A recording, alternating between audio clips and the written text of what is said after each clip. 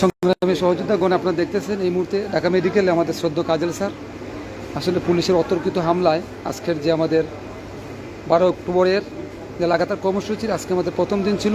দুঃখের বিষয়, অতি দুঃখের সাথে বলতে হচ্ছে প্রশাসনের এই নোংরামি যেভাবে আমাদের শিক্ষকদের উপর আঘাত করেছে, সেই আঘাতের তীব্র নিন্দা এবং প্রতিবাদ জানাচ্ছি।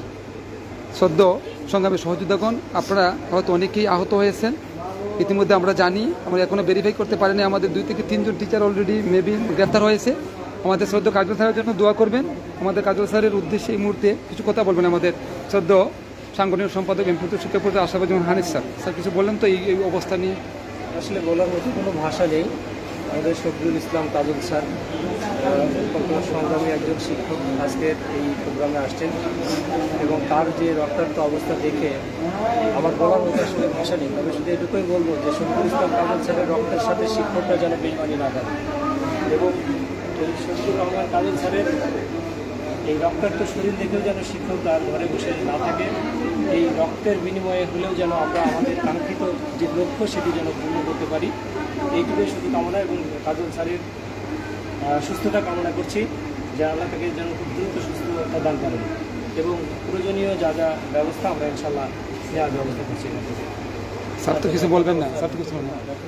আচ্ছা, ঠিক আছে। সংগ্রামী সহযোদ্ধাগণ, স্যার আসলে এই আজকের যে পরিস্থিতি, এই বিশেষ করে প্রশাসনের এই যে নোংরামি, এই নোংরামির উদ্দেশ্যে কীভাবে আপনার সাথে এই কাজটা করেছে বা কীভাবে করেছে একটু বলেন তো।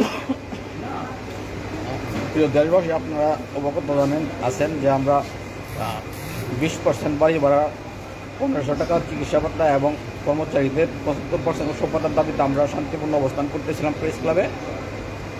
এ পর্যায়ে পুলিশ আমাদেরকে বিচ্ছিন্ন করার জন্য দাওয়া করে আমাদের উপরে অতর্কিত হামলা করে। এর মধ্যে আমি সহ আমার সহ আর 2 জন সহকর্মী আমাদেরকে গ্রেপ্তার করে নিয়ে যাচ্ছিল। আমরা 3 জন একজন আরেকজনকে জড়িয়ে ধরেছিলাম। পরে পিছন থেকে পুলিশ আমাকে সহ আমাদের 2 সহকর্মীকে আঘাত করে। আঘাতের ফলে আমি কতটুকু অংশ যাওয়ার পরে হাত দিয়ে এটা বুঝতে পারি যে আমি আক্রান্ত হয়েছি, মাথাতে আঘাতপ্রাপ্ত হয়েছি। কতটুকু যাওয়ার পরে আমি হাত দিয়ে দেখি যে আমার মাথা ফেটে গেছে, আমি রক্তাক্ত হয়েছি। তারপরে কিছু শিক্ষকের সহযোগিতা আমাকে রিক্সায় তুলে দেয়। রিক্সা হলো আমার ঢাকা মেডিকেল নিয়ে আসে। আমি এখন ট্রিটমেন্টের জন্য প্রাথমিক ট্রিটমেন্ট পেয়েছি, আর বাকি ট্রিটমেন্ট পাওয়ার জন্য অপেক্ষা আছি। আমি শিক্ষক সমাজ সবার কাছে অনুরোধ করবো, তারা শিক্ষকদের দাবি হবে কাজ করুন। আমাদের ন্যায্য দাবি পূরণ করার জন্য আমাদের যারা শিক্ষা সংশ্লিষ্ট কর্তৃপক্ষ সবার কাছে দাবি জানেন।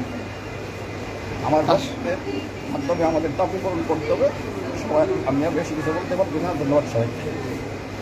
আসলে বলার কিছু নেই। এই জাতীয়করণ মহান কারিগরদের উপর যারা হামলা করে তারাও তো কোনো না কোনো শিক্ষকের স্টুডেন্ট ছিলেন।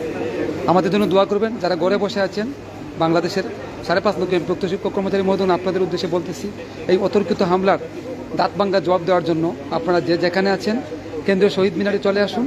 ইনশাল্লাহ আমাদের যে ভাই এই দাবি আদায়ের জন্য আজ নিজের জীবন অলরেডি আপনারা দেখেন এত কষ্ট, এই যে দেখেন অতর্কিতভাবে হামলা করে ওনার কিন্তু মাথা ফাটিয়ে দিয়েছে বিভিন্নভাবে কিল ঘুষি দিয়ে। আপনারা যে যেখান থেকে দেখতেছেন, আপনাদের উদ্দেশ্যে বলতেছি, আপনারা ঘরে বসে থাকবেন না। এই আমার ভাইয়ের, এই আমাদের সংগ্রামী সহযোদ্ধা, এই শ্রদ্ধা স্যারের এই যে পুলিশের অতর্কিত হামলার এই দাঁত ভাঙ্গা জবাব দেওয়ার জন্য আপনারা অতি দ্রুত কেন্দ্রীয় শহীদ মিনারে চলে আসুন। ইনশাআল্লাহ আমাদের যে লক্ষ্য কাঙ্ক্ষিত যে 20% বাড়ি ভাড়া বৃদ্ধি এবং চিকিৎসা ভাতা বৃদ্ধি, পাশাপাশি আমাদের যে এই যে অবস্থাটা তৈরি করেছে প্রশাসনের এই অতর্কিত হামলার তীব্র নিন্দা এবং প্রতিবাদ জানিয়েছি আমরা। আপনারা যে যেখান থেকে আছেন, বর্তমানে আনাচে বানাচে ঘোরাফেরা করতেছেন, আপনারা কেন্দ্রীয় শহীদ মিনারে আসেন। ইনশাআল্লাহ আমরা প্রশাসনের এই নোংরা মন মানসিকতার জবাব দিব। সবাই ভালো থাকেন। আসসালামু আলাইকুম।